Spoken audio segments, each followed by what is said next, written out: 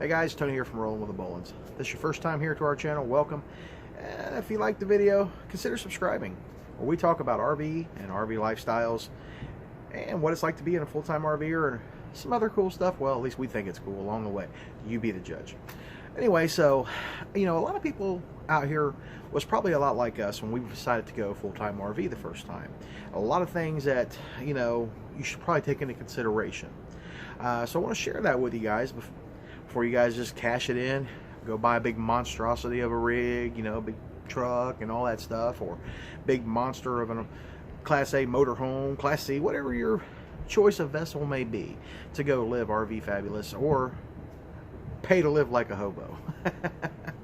So anyway, one of the biggest things that you should really ask yourself before becoming a full-time RVer is, are you ready to get dirty? If you're not willing to get dirty, RVing is probably not for you, because there's going to be cases where you're going to get dirty, you're going to get nasty. If you are a germaphobe, RV life probably isn't for you, because you do have to touch the stinky slinky, which is the terrible offer from the toilet. You got to use the bathroom in your RV. If you're living in it full time, I would imagine you're going to use the bathroom and facilities in here. Well, that stuff goes into containment tanks, and you have to release the the terrible awful down into the sewer system. So yes, you have to touch the stinky slinky pipe that runs that out of there, or you have to pay somebody to come out with a honeypot truck, which is a truck that you pay. They'll come out and do all that for you, and basically suck all your nasty stuff out. But why pay somebody when you can let gravity do its job? So the other thing you need to ask yourself, are you afraid of woodland creatures? Where would you like to be camping? Because if you want to camp out in the middle of nowhere, you do have woodland creatures and whatever else might be out there, bugs, dirt, dust, snakes, tarantulas if you're out in the Southwest. Those kind of things do exist, and you have to coexist with those when you are a full-time RVer, if you want to be in those areas. The other thing you want to ask yourself is, if I want to go to an RV resort, or I want to go to a public campground, am I willing to be real close to my neighbors? Well, I guess today's society, when we build subdivisions, the houses are that close, so you probably wouldn't even notice that aspect of it. But if you're not willing to have somebody come up and say, hey, how you doing, what's going on, try to get to know you a little bit in an RV park, RVing probably is not for you. If you're, want to be a hermit, you have to go out in BLM land. But like I said, if you can't deal with woodland creatures, that won't work for you. But the other thing is, a lot of people get the misconception that you can get away so much cheaper living in an RV. Well, if you own the RV, yeah, and you ain't got payments, you get away a little cheaper on certain cases. But if you got to pay for camping, you got to pay for this, pay for that, and the maintenance on one of these is, you're going to be working on your RV a hell of a lot more than you ever did your stick and brick. Because when you're driving down the road with one of these things, you've got basically an earthquake every time you go down the road. So things break, and you will be fixing it, or you will be spending money out of pocket to pay somebody else to fix your rig for you.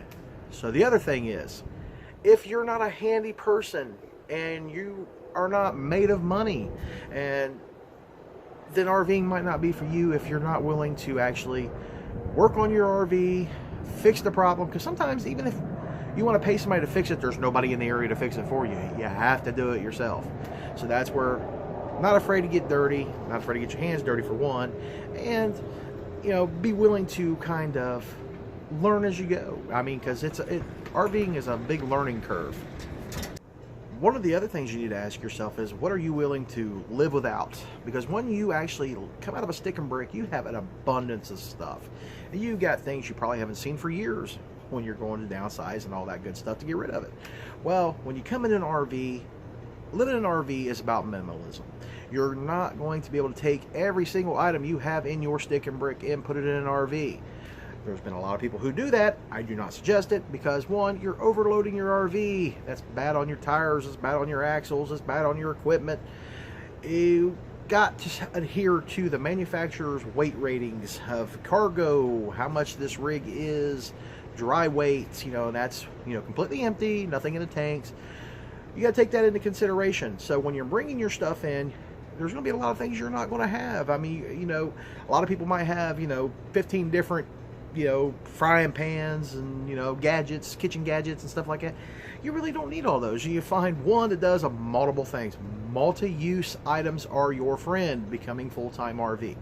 That way, one, you're getting rid of weight. Two, it's got more than one purpose. That is the best thing to do.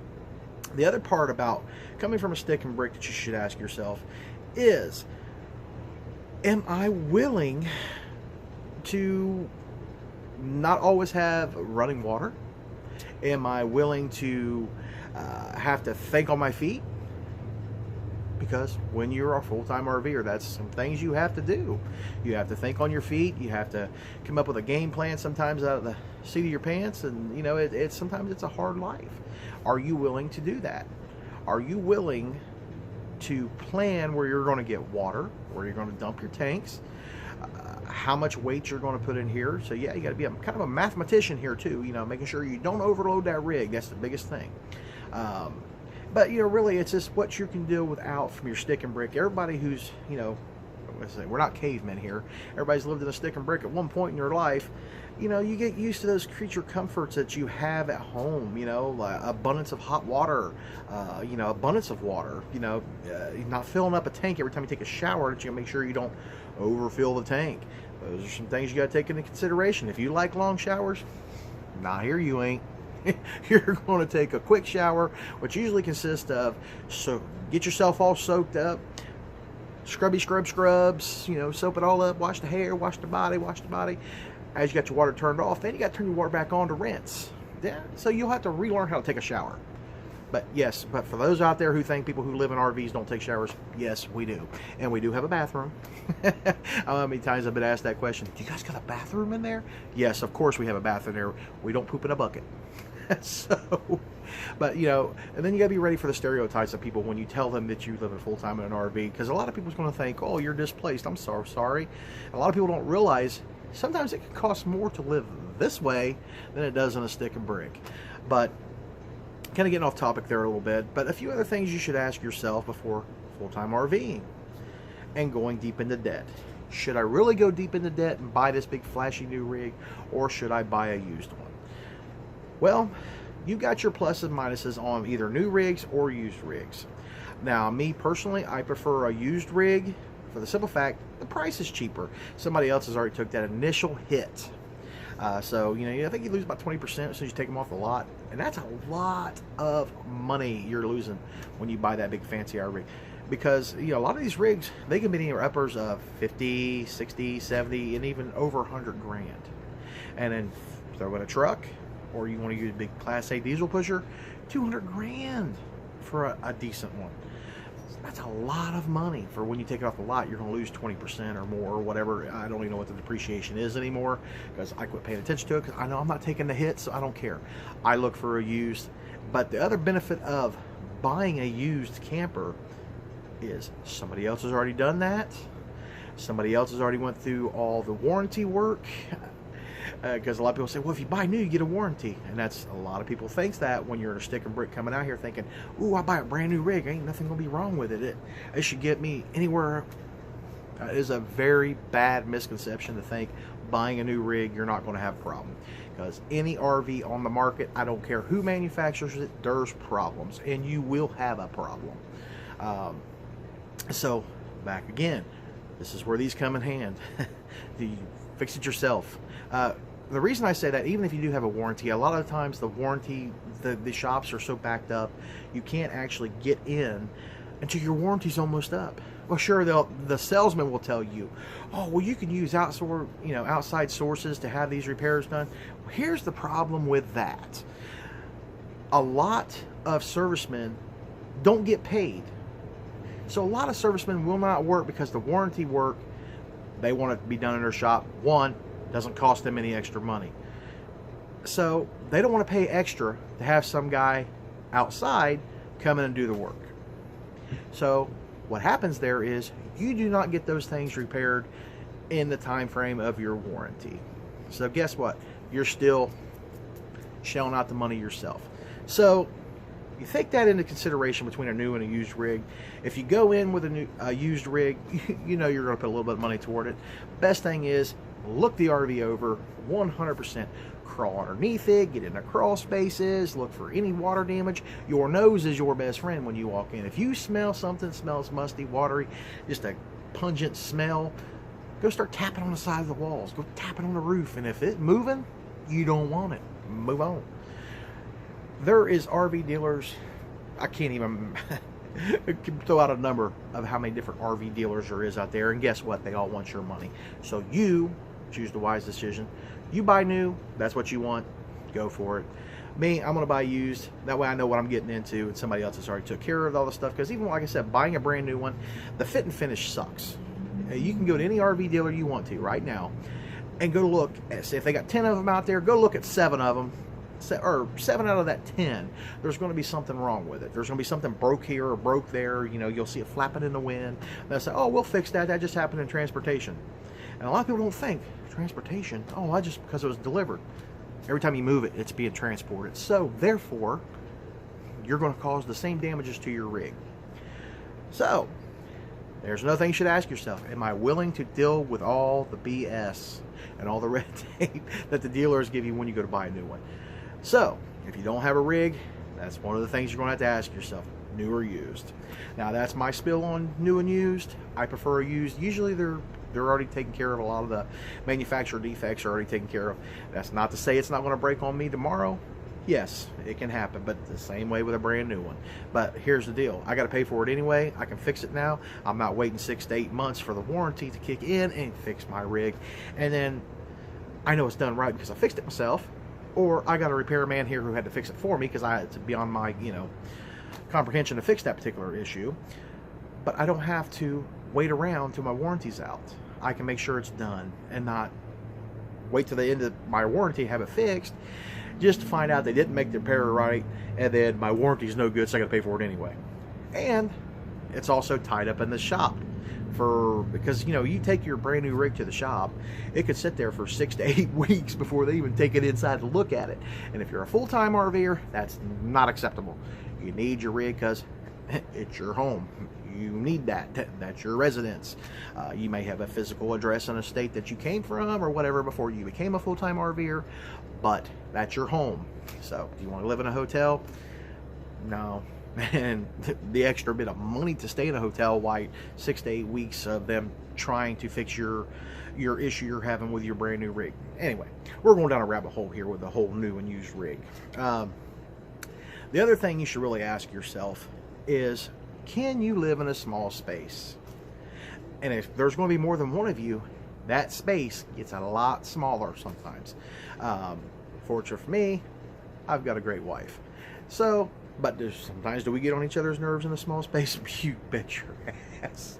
That's just everybody. I mean, that's just, that's just being human. You do get a little itch with somebody in the same confined space all the time.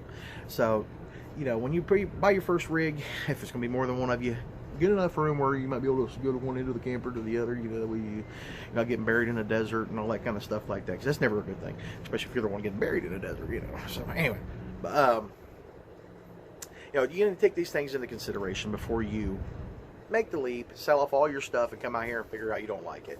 So, rent an RV. Go stay in it as much as possible. See if you can, flourish in this lifestyle. Small trips. Take, as many trips as you can before you elect to get rid of all your things. I've seen it time and time again, people who've got rid of everything they own and get out here, be out here for 2 or 3 weeks and absolutely hate this life and want to go home and don't have a home to go back to. So, 1, not having a home to go back to, and 2, all your stuff's gone because you got rid of it. So now you have to refurnish a house, you have to get a new place, new apartment, whatever, and then you have to resupply. So, if you're not sure RVing's for you, maybe you should keep some of your household items in a storage unit for about a month, 2 months, and see whether or not you're digging this lifestyle. That way, if this is not for you, you can try to reclaim some of your money by selling the monster of an RV, and moving back into a stick and brick, and go on your happy little life like you'd always done before you got this wild hair up your hiney that you wanted to go live like a hobo. But anyway, now RV life is great. There's a lot of great things you can do. We've met a lot of great people out here, and we wouldn't change our experience of being a full-time RVer for the world. It was probably one of the best things we ever done.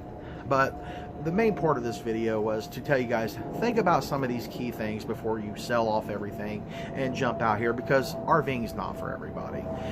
Everybody thinks they can do it, but you know, it's really a harder lifestyle on some cases. Now, you know, the good sometimes outweighs the bad, but you know, some weeks the bad outweighs the good. It's just the circle of life. Well, guys, I want to thank you for joining me today on my ramble here, and I hope this video will help some of you guys before you make your final decision to jump out here and go live RV fabulous and nomadic, or whatever the kids are calling it these days. I call it freedom. So before you decide to come out here and live freedom, take those into consideration. Like I said, if this is your first time to the channel, think about subscribing to the channel. Leave it down in the comments if there's something you want to know about in more detail about before you become full-time RV. Even if you're a full-time RV or something you want to know about, or even some other questions, please feel free to leave it in the comments. Get back to you soon. Until next time, guys, it's Tony, Miss Jill's walking the dog, and we'll talk to you soon. Bye.